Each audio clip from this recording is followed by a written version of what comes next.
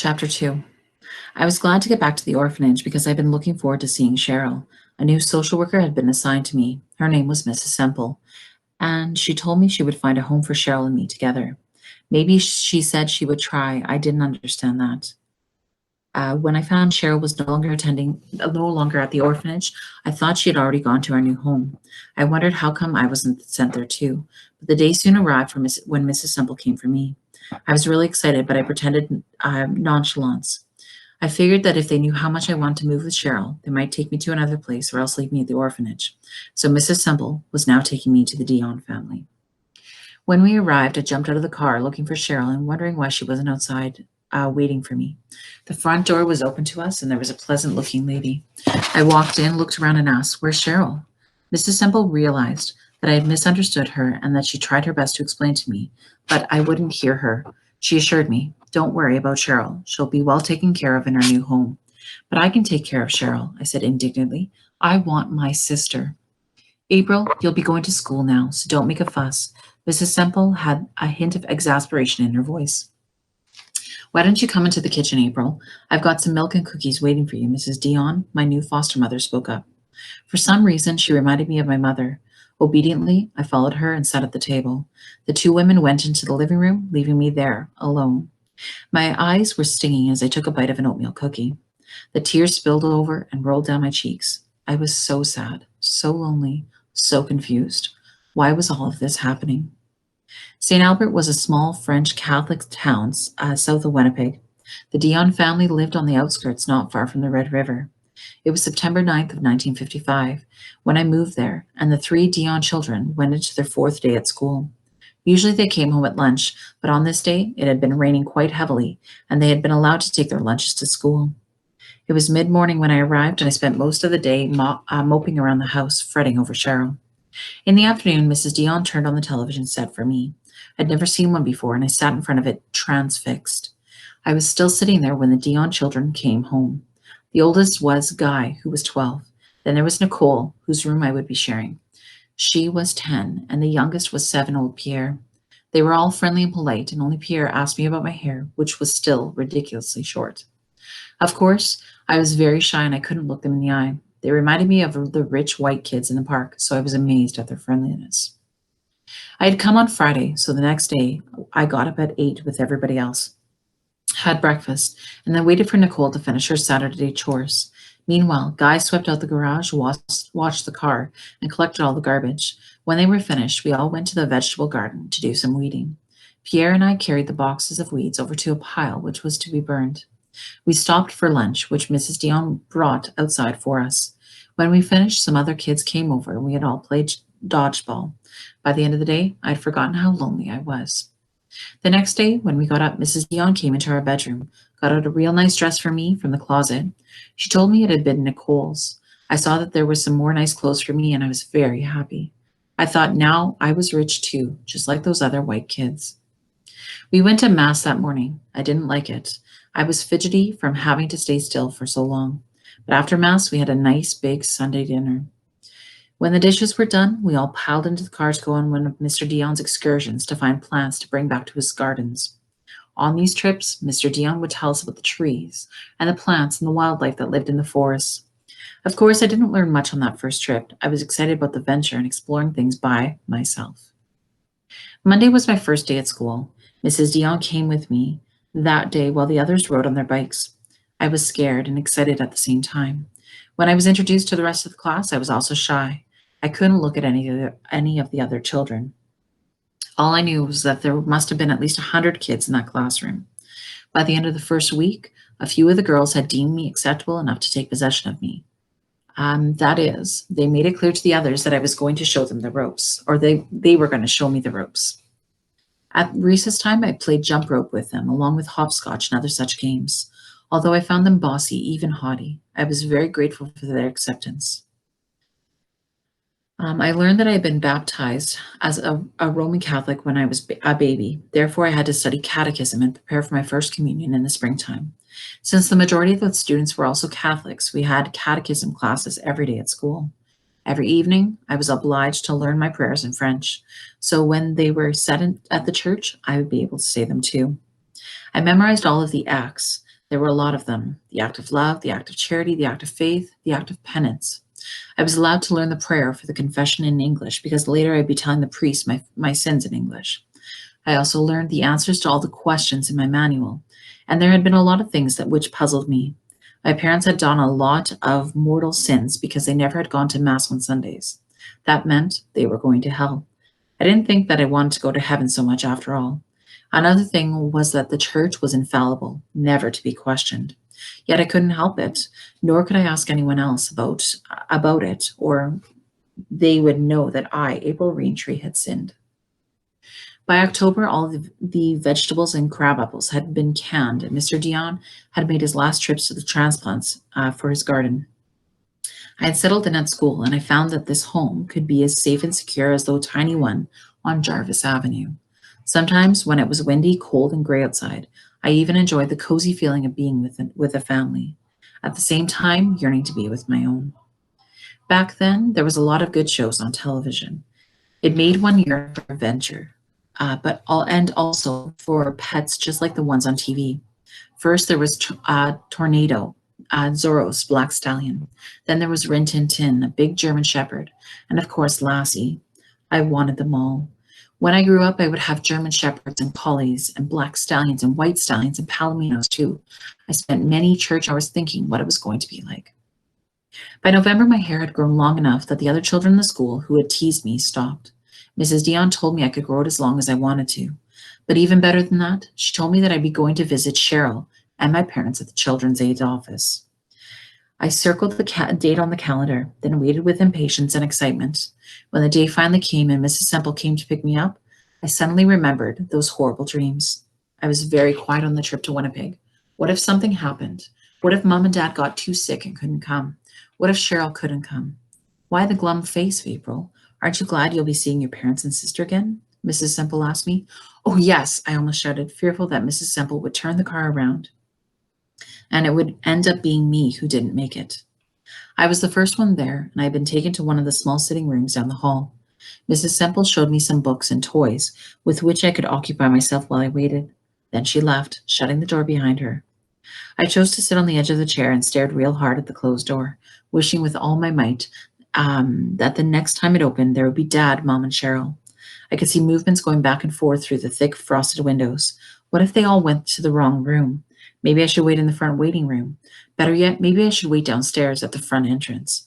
I settled for opening a door a crack and peering out. When I saw someone approaching, I shut the door quickly and went back to the chair. The door opened, and in walked Cheryl, followed by her worker, Miss Turner. When Cheryl saw me, her face lit up and she screamed, Apple, Apple! I was just as happy to see her for the moment I forgot my fears that Mom and Dad might not make it. Hi, Cheryl, I got a present for you. Mrs. Dion gave it to me to give to you. I presented the gift to her and she tore off the wrapping and held back up a black and white teddy bear. Has he got a name, Apple? I nodded and said, Andy Pandy. Do you like the name? Uh-huh. I like Andy Pandy. I don't got a present for you, Apple, but you could have this. Cheryl put her hand in her pocket and pulled it out, her chubby little fist clutching something. She opened up her hand and offered me a brass button, which had obviously come off her coat. Miss Turner and I both laughed, and then I said, It's not my birthday, Cheryl. Don't you remember having cake for your birthday? I had lots of cake, Cheryl answered, moving the arms of Andy Pandy. Why don't you girls take off your coats? I'll be back as soon as your mother and father come. I helped Cheryl take off her coat, and then I took my own off. While I asked Cheryl questions, I kept my eyes on the door. What's your new home like? Mrs. Semple told me that you live with the McAdams. Are they nice? Oh, yes, we have lots of good things to eat. There's lots of other boys and girls there. I got my own bed. At night, Mrs. McAdams reads us stories, but no one reads good stories like you, Apple. Cindy always reads stories the same story. You read me lots of different stories. I'm going to school now, and I'm learning to read and print for real. Pretty soon, I'm going to have confirmation. Right now, I have to learn a lot of prayers in French. What's French? French is, well, it's not English. We talk in English, and the Dions talk in English a lot, but they probably think in French. Do you go to Mass on Sundays, Cheryl? Yes, I don't like going to Mass, Apple. We got to behave and not play. Mrs. McAdams said so. Cindy was bad in church, so Mrs. McAdams made her sit in the corner so she couldn't have dessert. But I took some cake to her to eat when she was sitting there. I was laughing when the door opened again, and this time Mum and Dad entered. I was into my mother's arms while Dad picked up Cheryl up and twirled her around the room. Then I noticed the tears in Mum's eyes. Oh, Mummy, did I hurt you? I remembered that she was sick. No, April, I'm just so happy to see you again. See what we brought you, Dad said after he had hugged me. He'd brought some donuts and milk and candies for us to take home. See what Apple got me? Cheryl said, holding up her teddy bear. His name is Andy Pandy. He's going to be my friend now. So you're 5 years old. Happy birthday, Cheryl. My baby girl's growing up fast. And we brought you a present too, Dad said to her. He nudged Mom to open her purse and brought a tiny leather purse with beadwork on it. Cheryl was delighted. And then she asked, could we come home now? We all became suddenly silent, and I looked at each one of them hopefully, but Mom said very softly, I'm sorry, my babies, but I can't take you back yet. Soon, maybe. To change the subject, Dad said to me, so April, you're in school, grade 1 now, eh? How do you like your school?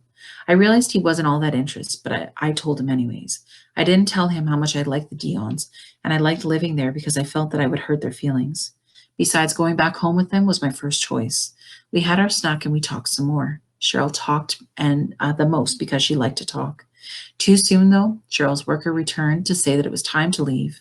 As soon as I was getting my coat on, I felt total despair. I didn't want to leave Mom and Dad and Cheryl again. I kissed and I hugged Mom and then my dad. I pleaded with him. Please take us home with you. Please, Daddy. April, we just can't do that. We want to, but we can't. Why not, Daddy? Look, you're making your mother cry, and you're going to make Cheryl cry. If it was up to us, you would never have left home. But this isn't up to us, and you can't come home with us. I'm sorry. I felt defeated. My shoulders slumped inside of my heavy coat. I walked out of the room, my head down. I didn't want anyone to see that my eyes were wet. And then I remembered I hadn't even said goodbye to Cheryl. I ran back and I kissed and I hugged her and I shot one last pleading glance at her parents. I knew it was of no use. I had to wait for a bit for Mrs. Semple. By then, the rest of my family had left. As we were going down the road, I saw my parents up ahead. Dad had his arm around Mom's shoulders. I wondered if they still lived on a house on Jarvis. They looked so much like they loved each other. It gave me a good feeling to see them like that. At least they were together. They had each other. As we passed them, I waved to them, excited that I was seeing them in such a short time. They both smiled and waved back to me. As we drove further and further away from them, I could no longer see them out the rear window. I became sad again. I just wanted to cry, but I couldn't, not in front of Mrs. Semple. I figured that if I did cry, she wouldn't let me see them again. I answered yes or no whenever Mrs. Semple asked me something, because I knew my voice would give me away. When we got to the Dions, Mrs. Semple explained to Mrs. Dion that I would be moody for a while because of the family visit, but not to coddle me because I would carry on like this after every family visit. I didn't much like Mrs. Semple for saying that. How would she feel? I went off to my bedroom. I was glad that Nicole wasn't there. I felt the same as when I had first come there. A little later, Mrs. Dion came into my room and asked me in a gentle, coddling voice, April, do you want to come out for supper? It'll be ready in a few minutes. I'm not hungry, I said listlessly. I know how you must feel, but if you eat something, you'll feel much better. How about if I brought a plate in for you?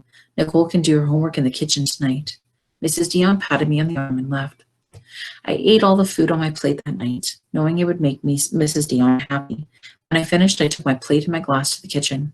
The Dions were all sitting at the table having their meal. I felt shy and timid again. I felt like an outsider. I felt like I didn't belong to this family. They were being nice to me, that's all. And I did have my own real family. I wondered again how long it would be before I could go home. Are you feeling any better, April? Mrs. Dion later came in to ask me. Yes, I replied. I had been half lying and sitting, so I was sitting up properly on the edge of the bed. Mrs. Dion sat next to me. I asked, Mrs. Dion, why can't I be with my mom and dad? You poor angel. It must be so hard on you, Mrs. Dion put her arms around my shoulders. I want to be with my mom and dad. I want to be with Cheryl. I tried hard not to cry, but I felt so sorry for myself that the sobs and the tears broke loose. Mrs. Dion hugged me to her and rocked me back and forth. She tried to explain. Honey, sometimes we can't have everything we want. Believe me, living here with us is what's best for you right now. I know it's hard to understand that. You just have to trust God's wisdom. Mom and Dad say they're sick.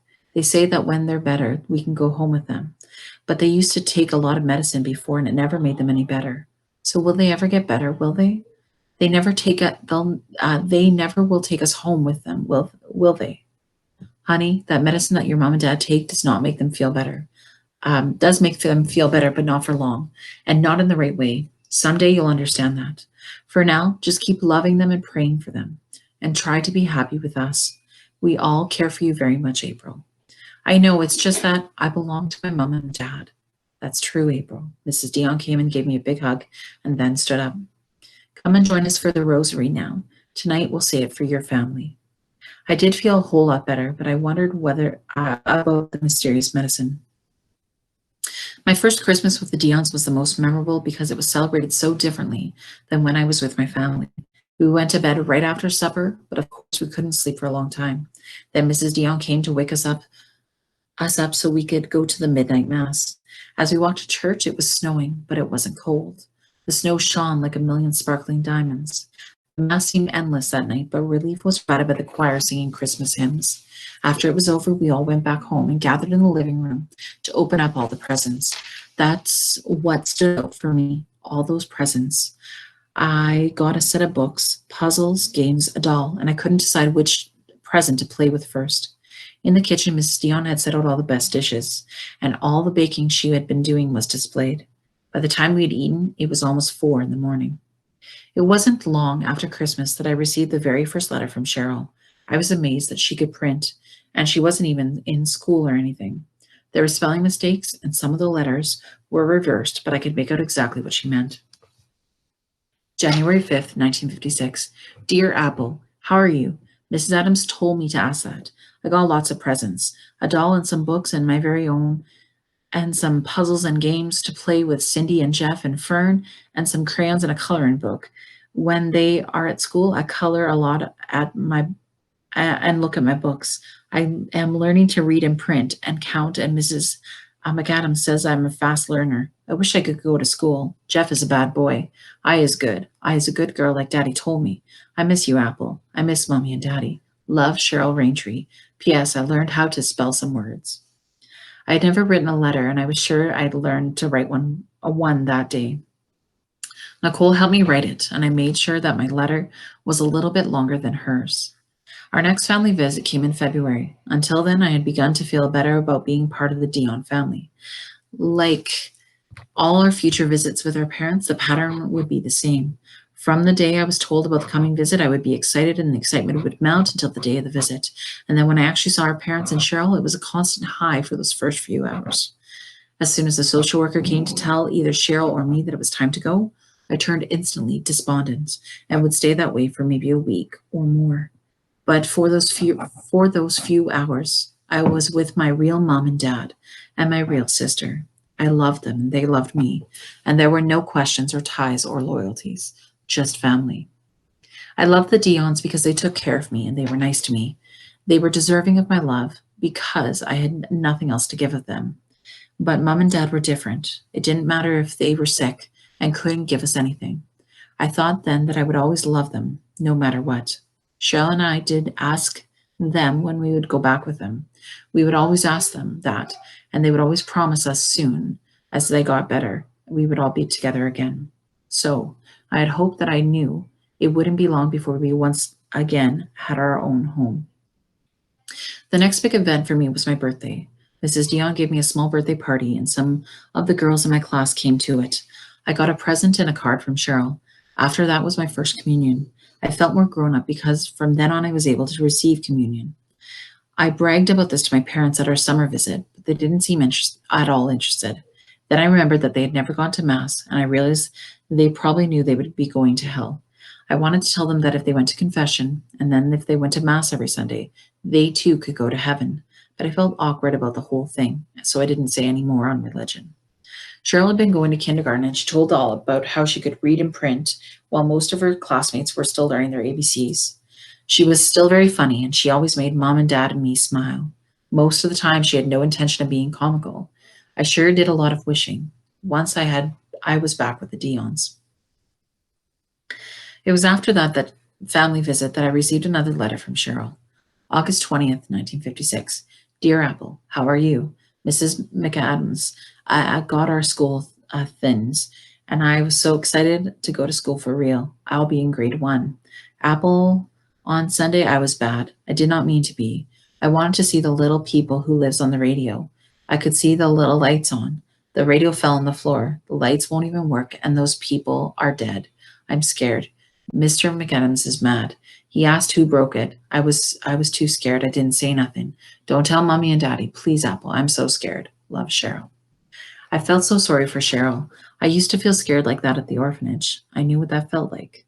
I also known that there weren't any people who lived in radios. I'd seen Mr. Dion fix their radio. Poor Cheryl. She was scared. She'd killed some people, and she was scared she'd get heck. Mrs. Dion told us that telling the truth was always easier and better than telling lies. I wrote to Cheryl, and I told her to go tell Mr. McAdams and explain how she broke the radio. I told her to write me and tell me what happened afterwards. Her response came on August 30th. Dear Apple, how are you? Mr. McAdams says you was good to tell me what to do. He even laughed after I told him. He said that to me that the people were come from the waves in the air or something. I don't know. Now I is excited about going to school. How 1 week to wait. I try to be good. I promise. Love, Cheryl. I felt warm and happy that I'd been able to help Cheryl. I was glad that Mr. McAdams was the kind that could laugh at something like that. Not that I knew of any other kind, because Mr. Dion was just as understanding as my dad. Well, I couldn't remember when we had broken anything in the house. Of course, we never had much to break. One of the good things about having nothing, I guess. I don't remember the exact day when I began to call my foster parents Maman or Papa. I just copied the children and nobody made any comment about it. I was still very shy, and if anyone had made note, I would have stopped. It did make me feel more comfortable in their home. At the beginning of winter, I was in grade 2. My class was overcrowded. I was among 6 students who were placed at the back, placed in grade 3 class. With Nicole's help and patience, I was able to adapt very quickly to the higher grade. When I passed with a good average, all the Dions are very proud of me and they made me a little celebration. For an 8-year-old, I had a very large head for a while. That summer and the following summer, we all went to a Catholic camp at Albert Beach on Lake Winnipeg. Those 2 weeks were filled with wonderment for me. At home, all the neighborhood kids would gather to play baseball, mostly in the evenings. When there weren't many kids around, we'd play badminton. If it was raining, we'd find something to do indoors. There was always lots to do. In the winter, we'd go tobogganing down the slopes of the Red River. Sometimes a man from the farm on the outskirts would come with a team of horses and hay rick and give some of the kids of the town a hayride. At the end, Mrs. Dion and some of the other mothers would all give us cookies and hot chocolate. At Christmas time, we'd go around caroling, even with those who couldn't sing. And for me, there were my regular family visits. They always made me happy and sad at the same time.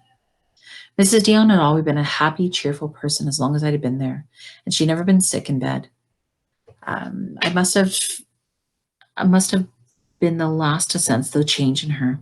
Mostly, I was told that my man was very tired, and Nicole urged me to help her with the chores a little. When my man took to her bed, I offered to do as much as I could. At the end of November, Papa coaxed her to see a doctor. She was supposed to be going to the hospital for a week to do some tests, tests done, but her stay was prolonged another week and then another. I remember that Christmas was my saddest. My man came home and stayed for New Year's. Everyone was sad, but it made a pretense of being happy. When I saw my man, I wanted to cry. She looked so different. She used to joke about being too fat. She wasn't really, just pleasantly plump. But now she was skinny, and to me she looked gray. Any movement, even breathing, seemed to be such a strain for her. Yet she led us all in a forced cheerfulness. I'd lay in the bed at night worrying about her. I'd say my prayers over and over, pleading with God to make her better. I must have overheard Papa and Grandmère Dion saying in French that Maman was dying, because my prayers to God changed to please don't let Maman die. I would think to Nicole, Guy, and Pierre. It would be so awful for them to not have a real mother. Finally, I would cry myself to sleep. One night, I sat in bed and I wondered what had awoken me. After a while, I put on my robe and went to the kitchen for a glass of milk. I was on my way back to my bedroom when I heard a noise in the living room. Because of the bright moonlight, I could see everything clearly. There was his rocker, was Papa, with his arms on his armrests, his back very straight. I knew he wasn't sleeping, that he was very, very sad. I went in without turning on any lights and sat on the school stool next to him. I wanted to comfort him, but I didn't know what to say. I put my hand on his and said softly, "Maman says it's okay to cry sometimes. Maman says it makes you feel better." I saw tears glistening in the moonlight running down his face. "Maman says we got to trust in God's wisdom." I heard him restrain a sob, and I felt him patting me on my hand. I knew I should leave him alone. I returned to my room and I said another prayer for Papa. In January, Mrs. Semple told me I'd be moving. At first, I thought I was finally going home. I was both happy and excited to be going home at last, and very sad that I'd be leaving. I was going there only because my man Dion was so sick and maybe dying. But my happiness was short-lived because Mrs. Semple began to tell me about a farm, which would be my new foster home.